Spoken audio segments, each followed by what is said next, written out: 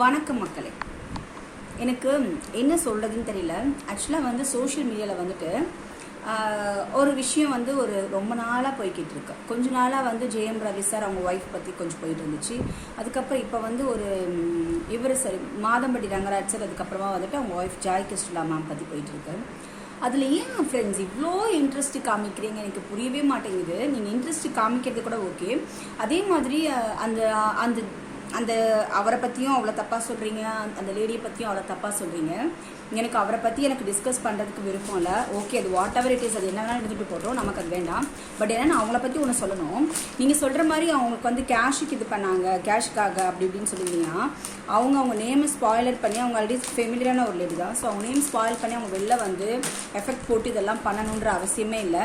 Just சிம்பிளாக ஒரே ஒரு விஷயம், அவங்களுடைய வயிற்றில் இருந்த பாப்பா வச்சுட்டே வந்து அவர் ஜஸ்ட் மிரட்டி இருந்தாலே அவங்களுக்கு என்ன வேணுமோ அது அவர்கிட்ட இருந்து கண்டிப்பாக கிடச்சிருக்கும். என்ன இல்லைன்னா அவங்க ஒய்ஃப் கூட அதை பண்ணி கொடுத்துருப்பாங்க. ஆனால் அவங்க ஒரு சின்ன பாப்பா வச்சுருக்காங்க.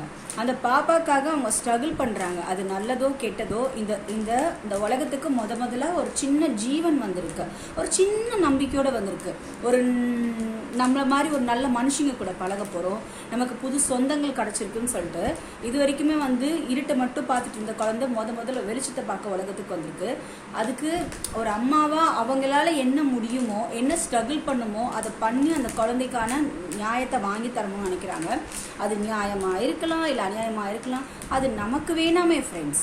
இன்னொன்று, ஒரு ஜென்ஸ்க்கு பார்த்தீங்கன்னா அந்த ஜென்ஸ்க்கு அவ்வளோ பேர் சப்போர்ட் பண்ணி கமெண்ட் பண்ணுறாங்க. ரொம்ப தப்பாக அந்த லேடி இது பண்ணி ஒரு ஆம்பளைங்கெல்லாம் கமெண்ட்ஸ் போடுறாங்க. எனக்கு அது பார்க்கும்போது எனக்கு பெருசாக சர்ப்ரைஸாகவே இல்லை. ஆனால் லேடிஸ் எல்லாமே கமெண்ட்ஸ் பண்ணுறீங்க. அவங்க வந்து நமக்கு அவங்கள வந்து நமக்கு யாரும் தெரியாது, நமக்கு ஃபெமிலியரான ஆளும் கிடையாது, அன்னோன் பர்சனு. பட் ஆனால் எதுவாக வேணால் இருந்துட்டு போதுங்க, நல்லதோ கெட்டதோ என்ன வேணாலும் இருந்துட்டு போதும். நம்மளோட உரிமை அப்படிங்கிறது நமக்கு இன்னொரு ஆண்கிட்டேருந்து கிடைக்கவே கிடைக்காது. சுதந்திரமாகட்டும் எதுவாகட்டும், ஃபஸ்ட்டு நம்ம ஒரு லேடிக்கு நம்ம லேடிஸ் வந்து அது என்ன வேணாலும் இருந்தாலும் நம்ம சப்போர்ட் பண்ணணும். அது நம்ம அந்த லேடிக்கிட்ட நம்மளோட தப்பான அவங்களோட பற்றின அபிப்பிராயங்களை நேராகவே சொல்லாத தப்பு இல்லை. ஆனால் ஒரு லேடிஸ் வந்து ஒரு சொசைட்டியில் வந்து ஸ்ட்ரகிள் பண்ணி வந்து நிற்கும்போது ஆஸ் எ விமனாக நாம தான் அவங்க கூட நிற்கணும். அட்லீஸ்ட் நம்ம நிற்க வேண்டாம். நம்ம எல்லாருக்குமே ஒர்க் இருக்குது, நம்மளால் அது பண்ண முடியாது டெஃபினட்டாக. பட் ஆனால் அந்த மாதிரி சோஷியல் மீடியாவில் அந்த மாதிரி ஜென்ஸ் வந்து கமெண்ட் பண்ணும்போது நீங்களும் ஃப்ரெண்ட்ஸ் தயவு செஞ்சு கமெண்ட் பண்ணாதீங்க. நாம அந்த மாதிரி இல்லை, நம்ம அப்படி வேண்டாம். தப்பானவங்க கூட இருந்துட்டு போட்டும், பட் நாம அப்படி இருக்கக்கூடாது. நம்மளுடைய லேடிஸ்க்கு நம்ம தான் சப்போர்ட் பண்ணணும். ஸோ அதனால இந்த மாதிரி கொஞ்சம் கமெண்ட்ஸ் போடுறதெல்லாம் தயவு செஞ்சு கம்மி பண்ணிக்கோங்க. தப்பாக இருந்தால் மன்னிச்சுக்கோங்க.